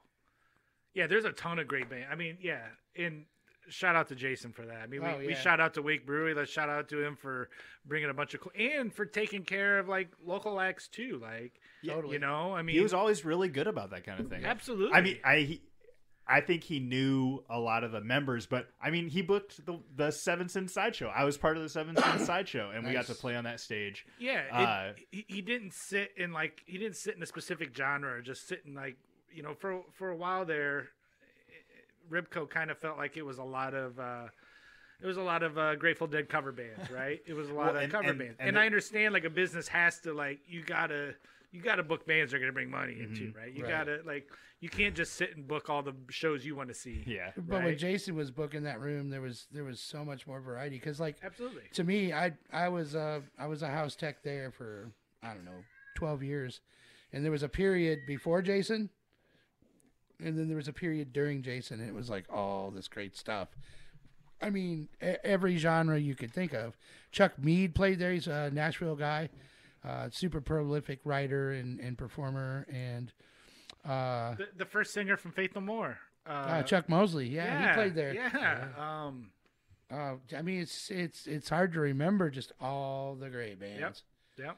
He had freaking Municipal Waste, who does big, huge metal tours. that was such a great night. Terry was gone, and Municipal Waste got up there. I mentioned them because I'll mention the name afterwards. Their tour manager. Super cool dude I've known for dozens and dozens of years. But Municipal Waste got there. Terry was gone, and the kids were all like using the monitors to jump off of into the crowd. Launch themselves into the crowd. It was so great. The reason I mentioned that is their tour manager, John Hopkins, his birthday is today, but unfortunately a year ago passed away. And he was a tour manager to like a bunch of those bands: Orange Goblin, Municipal Waste, Corrosion of Conformity, the Melvins. Weed Eater was one of the first bands he brought through, but John and Jason were super, super tight. And through the agencies, Jason was able to get a lot of these bands from those close relationships. And those people were included also into like the whole Wake Brewing vibe. Like some of their ads had, John Hopkins and Jerry Duncan from God, I'm trying to remember the old bands. Insane Aggression was the old band he was in. Now he's in a band with Dan Freitag and a couple other dudes called Xenospawn. They're doing new big things, and Brian and Eric from Aseeth from Iowa City, they're included in that scene too. And it's like this whole big club. And I remember talking to Jason a couple years ago, and he's like, "Man, remember when we were all kids in school?" And that's not what he sounds like. Yeah, he's more lower like this. Yeah, man, I was like in high school, and I loved metal, and people called me a faggot, and they beat me up, and yeah, I mean, we got this club now, man. It's pretty cool, right? Coolest guy, yeah. One of my best friends. Paris Brothers are the greatest. Dave, is this number 5? I think we're at 5. Right? Yeah, we're at 5. Yeah. Wow, I thought I did 5 already. Blew through it. Well, damn. No, you just talked about every other album ever. Yeah, Almost. yeah. You had like 6 or 7. Right. So my 5th, and I'm curious to get Chikkin Boi's opinion on this one too, because I think this is a band that he and I share some love for. I'm going with Morphine. Like Swimming is the record I picked.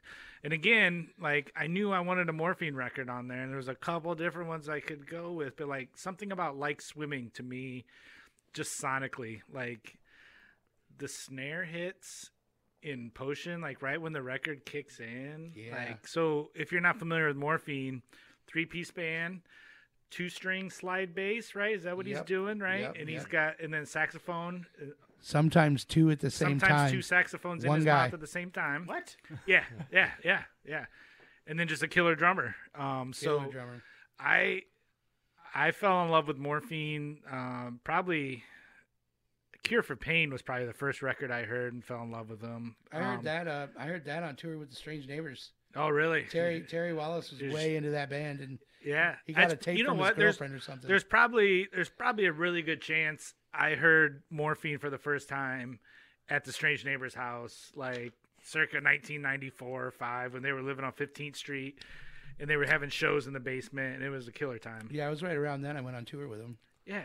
You know what? And what's crazy, like you and I were probably in the house at the same time, maybe some point. And like, anyway, small world. But so yeah, Morphine, Like Swimming. So 3-piece band. I'd always wanted to see them. They played a Horde Fest in Chicago in like, I don't know, was it 96 or 7? And it had all these great bands. It had Primus, Neil Young. It was just a killer day of music, right?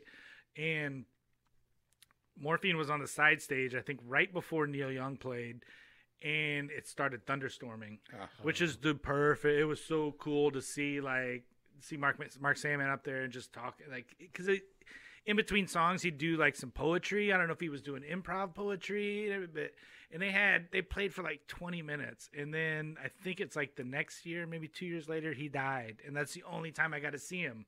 Like I think he collapsed on stage, maybe in Greece. It was a festival in Italy. Italy, Greece, whatever. Potato. It was like super hot. Mediterranean. I'm like, Greece isn't a city in Italy. Yeah, exactly. It was in Greece, Italy, right by Rome. Right by Rome, Denmark. Yeah, he didn't handle the conditions that day. It was like really hilly. He had to walk everywhere, and I remember seeing on the biography. It was like super hot, and he wasn't doing well, and he chain smoked. And if you had to pick a Morphine record, which Morphine record would you have picked? That's the one. Oh, yes. The title track, man. That one man. takes it. He creates several different vibes by himself. Yeah. So what is this documentary? Do you know the name of that documentary? Oh, boy, I don't know. I saw it on YouTube. Yeah. Okay. YouTube's an easy place to find stuff, though. Oh, I love it. Okay. Mark Sandman documentary. Look it up. It's about an hour and a half long. Yeah, I can't think of any other band that does what Morphine does. I mean, there's jazz influence. Lyrically, he's a poet. You know. He had another band for a little bit. Got a little bit of success called Treat Her Right, which was really good. He was also associated with I can't remember the name offhand, but he had a big hand in his association with one of the guys from the Presidents of the United States of America, who is another one of my favorite bands, with the whole 2-string, 3-string thing. Yeah.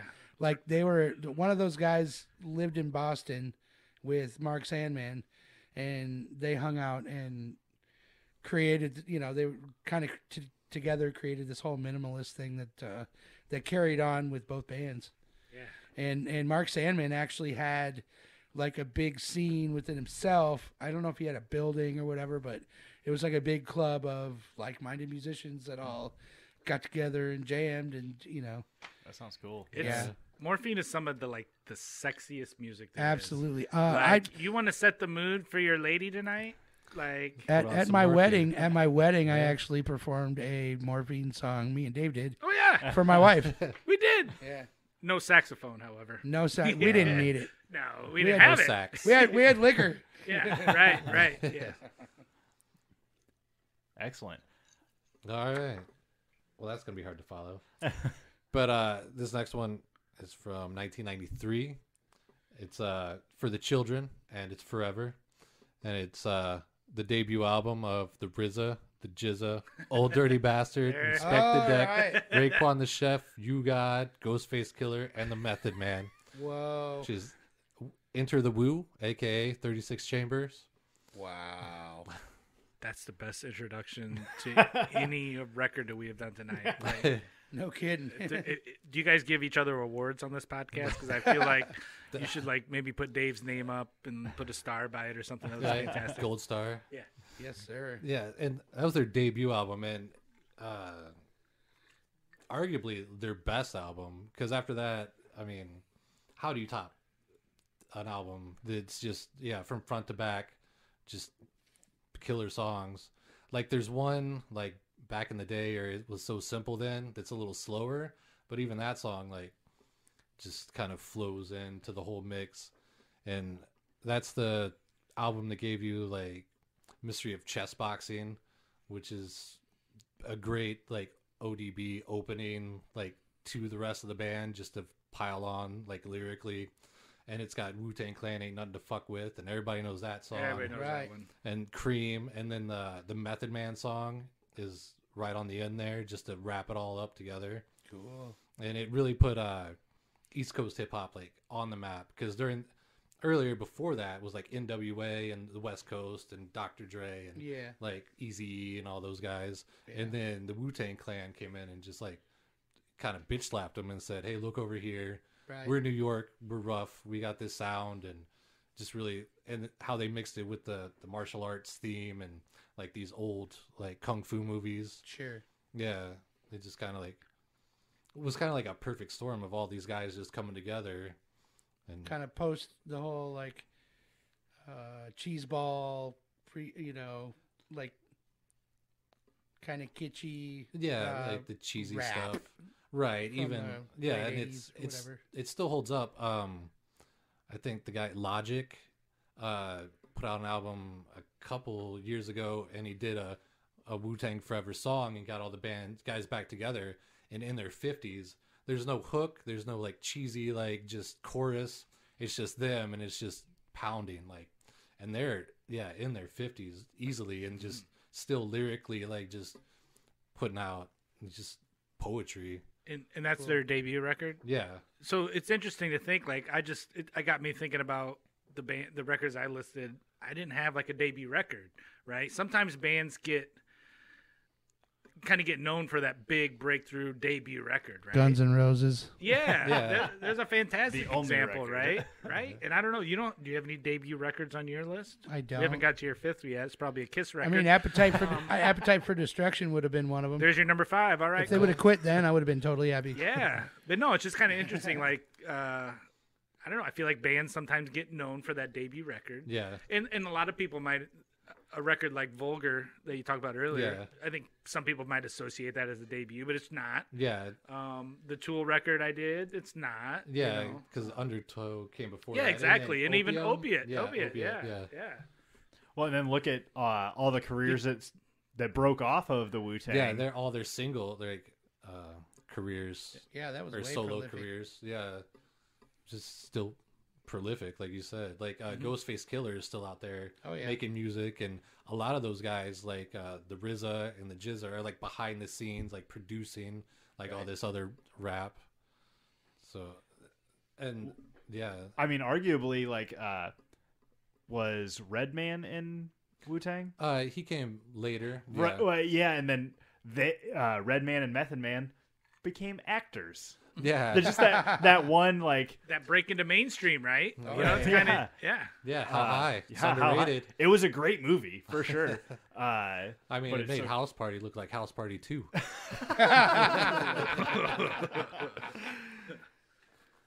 Do you have any debut records on your list? No, I don't. Well, kind of technically, the next one I had up was a guy. It's like. Do you care if I go now, Chikkin Boi? Go ahead. Okay. It's like an alt rock musician. I found him from TikTok. He makes these fabulously funny, awkward TikToks. His name on TikTok, it's PDUSA, but his music name is Petey, and he normally does like alt rock, but because of quarantine, he got more into electronics, it seems like, and he put out this album, Lean Into Life, which is very electronic, but all the lyrics are very alt rock. Like, this album makes me think of driving in my car with my best friends, either drinking or smoking weed or just trying to be out of the house, you know, when you're 16, 18 years old. And it just reminds me of just driving back roads and fucking having girlfriends and fighting and like falling in love with a girl for the first time and like really getting to know your emotions and stuff. But I think this is his debut like full album, but he's had a bunch of songs before this. And like there's a song on here, Pitch a Fit, which is all about like having friends and a girlfriend while you're being in high school playing sports. And it's just, after hearing like, after 2020 is the first time I've ever been okay with saying like I listen to everything. Like, I never listened to rap. I never listened to like, I still don't listen to new country. I can't go that far. Yeah, but I'm with you there. But this guy and a couple of artists really got me into rap and hip hop and stuff like that. And this is the first time I will say I listen to pretty much everything. And this album, and maybe it's because it's so new. It came out in 2020, or maybe even 2021 actually, off of Terrible Records in LA, which is kind of a super funny name. Yeah. But it's so low budget and low key. He actually came to the Raccoon Motel. Like, I got really into him and Orville Peck before that. Oh yeah, I heard of that guy. They both came into the Raccoon Motel just recently. So 2021 is like the perfect year for me to see my top favorite albums. Were they touring together? Or No, just separate shows. Yeah, it was separate shows, but they were like the same month, or like maybe just 30 days apart. But this guy Petey, I don't know what it is about him. It's very nostalgic, but it's the first year of his album. You know what I mean? Yeah. Crazy. Yeah. Petey, like Petey. Yeah, Petey. Okay, not PD or PT. No. Okay. Like the name Pete E. with a Y. PT. I think it's important if we all go back and spell the names of the artists the artists that we listed, just so there's no confusion. Just throwing it out there. Holy crap! I see a Z CD. Oh yeah! Shout out to Sean McNeely, man. Yeah, that was a crazy one. That's sad. That's sad. He was such a good drummer And a fucking nice guy. Yeah, and I had limited interactions with him, usually around, we played a gig or something together. Yeah. But yeah, he was a super nice guy. Yeah. He was a super nice, and he was always really supportive of whatever their bands were doing. Like, awesome. when we were Yeah, he. I was in that Seven Sins Side show I said earlier. The only show I've ever like put on was at it's now called the Village Theater. Back then it was called the Newground Theater. Mm-hmm. It was I got Zed, myself, and this guy King Wolf. He used to come around here a lot, called Vampires. I used to play with the After Darks a lot, but I wanted to get him in town. I wanted to play a show, and Zed was hot at the time. Super, I don't know. I wish I could call them like rockabilly or psychobilly, but they're just heavy rock. Yeah. They were super good. They do what they want, you know? Like, It's got some rockabilly influences to it, right? Some horror punk but type it's got feel. some punk feel, because he was like, Sean was a phenomenal punk drummer. Yeah, right. Like, there's an engine about that guy, like there really was, and he. Like sometimes punk drummer, like punk music in general, sometimes can just be about the image and the scene, right? Mm-hmm. And the attitude, right? And maybe they're not the greatest at playing their instruments, right? But everything. Zed play hard. They play hard. Yeah. And so Zed opened up, and then it was Seven Sins Sideshow, so I could get my shit out of the way because I wanted to watch this third guy. Sean stayed through the whole time. Oh yeah. I mean, we just drank beers and listened to music and had a good time. Then that was arguably like the one true interaction I've had with him. Yeah. But man, it was so powerful. I had to go to his wake and see him. Yeah. Hey, raise one for Sean. Yeah, raise man. one for Sean.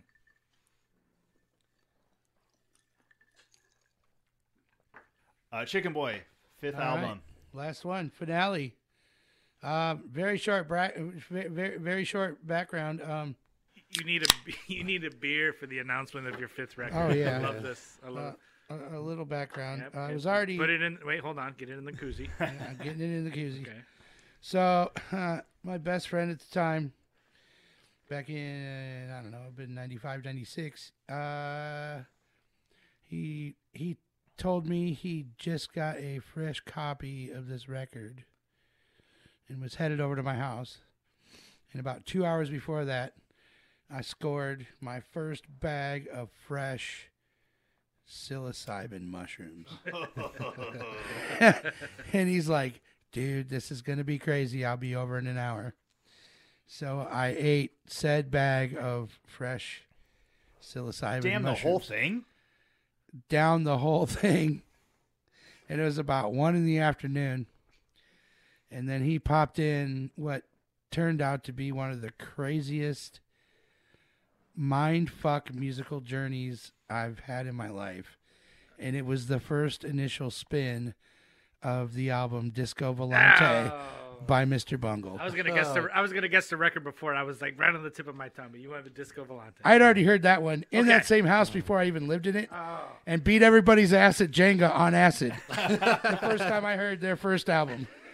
But no, Disco Volante. Jenga on acid would be a killer band name. Just marking this for later. That's a great band name. Should mark that for later. Acid. Write it down. Yep. It is a musical journey that will literally take you everywhere. Starts out with like hard disjointed death metal with like a cowbell out of time during the whole song to some of the greatest orchestrations I've ever heard out of a band that claims to be a metal band. So is this like a big band thing or? Yes and no. There's a core band, but they all know how to play lots of different instruments. So is the record like a larger production of their live show? Yes and no. Their live show, there's not much that they don't bring to the table that they did on the actual recording. Mm-hmm. But the recording was 48 tracks. Oh my God. It was 2 actual tape machines running in sync, completely full. Wow. And it, like I said, it goes everywhere. It's got ballads. It's got klezmer. It has metal. And was this a record or a CD or? Well, yeah, you could get it on CD and or record. Well, when you first heard it, I first heard the CD. Okay. He was on mushrooms and it just occurred in space, and there was no actual physical copy. It just surrounded him. Yeah. It just played. It just was. To quote, it just was. To quote Tom York, I was climbing up the walls, listening to that record for the first time. It was a journey, and it threw me out dry. It was wow. If I said that Morphine was one of the sexiest bands, right? If you want to totally just like kill the mood, yes, Mr. Bungle would do that. Oh yeah, that album. Not saying it's not good. It's not sexy. I know. I mean, it kind of is sexy. Actually, I take that back. I take that back. I know girls that like that album, but none of them have ever been my girlfriend. All of my girlfriends have hated Mr. Bungle with a passion. Yeah. Anyway, it's not an album; it's a journey. Oh, okay, I like that. And not poppy at all. The last one they did had a lot more pop elements, but this was just way into the avant-garde, and it definitely a hard listen. But it's a hard listen. Not on mushrooms. Yeah, sure. It's probably how it's supposed to be listened to. Total masterpiece, though. So 4 guys, 5 albums apiece, 20 albums, not a repeat. Not even a repeat of bands. No. The only repeat is a singer. The singer from Mr. Bungle was the singer from Faith No More. Yep. Oh, wow. Same singer. Wow, that's awesome. Thanks so much, guys, for coming to the podcast. It's over. We did it. Wow, we made it. Thank you so much for having us. Quite a journey. I'm not gonna lie. Like the putting together the list, like there was some time that got put into this, and it's kind of stressful. Yeah, kind of stressful. It was all Dave had this great idea for not just like your favorite artist or song, but like the full album. I think it was a journey within itself to come up with them for me. Right. It's a total different approach. It's a total different approach. So are you saying it's Dave's fault that I had to butt chug Xanax for making this list? You can cut that out of you. We will not put that on anybody on recording. Yes. Butt chugging is not on me. I had to. Is there anything you guys would want to come back and do again? Well, I feel like I had. Let's see. I can talk about how Die Hard is not a Christmas movie. Yeah, he's got a topic list here. Yeah, I don't know. I mean, I'm a fountain of mediocre content. We're a platform just waiting for mediocre content. That would actually elevate us. I stand by and endorse all this. No, this was great. This was a lot of fun. Yeah, it was a lot of fun. Well, thank you so much for letting us use your songs for the intro, outro. Sorry, Scott Standard couldn't be here. We miss him. We miss him. We miss him. And hopefully he'll come down here sometime. He'll be down here, maybe not with the podcast going on. If we're still doing this next year, we'll have to get all you guys in here. Just next time he comes down, just shove a mic in his face. And be like, all right, your podcast start recording. I think Illinois is a one sided state, so if I decide that I can be recorded, then Scott down here can also be recorded. So I'm glad you've researched the laws. Yeah. But thank you again, guys, so much. Chikkin Boi, Dave from the One Night Standards. Yes, thanks a lot. Thanks so much for having me. Is there anything you guys want to plug? Unfortunately, we don't have anything going right now. Yeah, so I mean, really. we're kind of like a non-winter band. So hopefully summertime. I mean, we have a bunch of loyal followers up in Simcoe, Wisconsin. We hope to see them again in August. Simcoe Shakedown. One of our favorite the Simcoe Weekender, I believe now. Yeah, I Simcoe believe. Weekend. Yeah. I'll beep that one out. Yeah. R.I.P. the Shakedown. Yeah. But obviously one of our favorite shows. Yeah, you guys do a live thing in front of the firehouse at 2 a.m. So it turned into this weird kind of thing, right? Where we refer to it as a band as the drop and go, where basically we just pull our trailer up and we just throw all of our gear down in the middle of the festival grounds, find somewhere to plug in and go. And then it morphed into in front of this firehouse that they have up there. We wait for all the other bands to get done, and we're the last band of the night, and it's so much fun. It's probably the coolest show we do every year, I feel like. I mean, my drums are still like covered in like Simcoe dirt, you know. I have a little container of picks, and I'm still trying to get the Simcoe dust out of them. Yeah, because I was so drunk that I knocked my picks over into the sand. It gets dusty, and then it's like 50 degrees at night, so then it gets all like moist, and then it just turns to mud, and then you pull all your gear out after Simcoe, and you're like, well, it's just covered in mud. But yeah, we did that show in Aledo this year.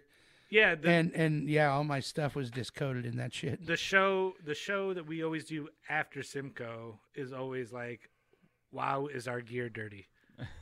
So as far as anything to plug, I mean, yeah, we hope to be back up there in August. I'm sure something will pop up in between now and then, and you know, if we do, maybe we'll come back and plug it. Yeah, maybe we'll have something really good to plug. Yeah, Facebook, the One Night Standards. Yep. I'm sure you can find your guys' stuff on YouTube. Skylark, I believe, does have some good videos. Yep.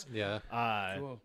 I believe the Sunset Record's out there on most of the streaming platforms. Yeah. I know it's on like Apple Music and all that. So yeah, and if you want to hear some instrumental surf done by us, it's out there. Yeah, it's really good too. We'll hopefully have more sometime before 2027. Yep. In the next 5 years. Yeah. Something. Yeah. Before all of us turn 50. Yeah. Well, that's not too long for me. Well, he said all of all you. of us. Oh, okay. Scott's the young one. I'll probably be Scott's dead by the young then. one. No, we'll cut that out. Yeah. All right, love you guys. Thank you so much for coming. Thank you, Thanks guys. for coming Thank out, you. guys. And that's the official end.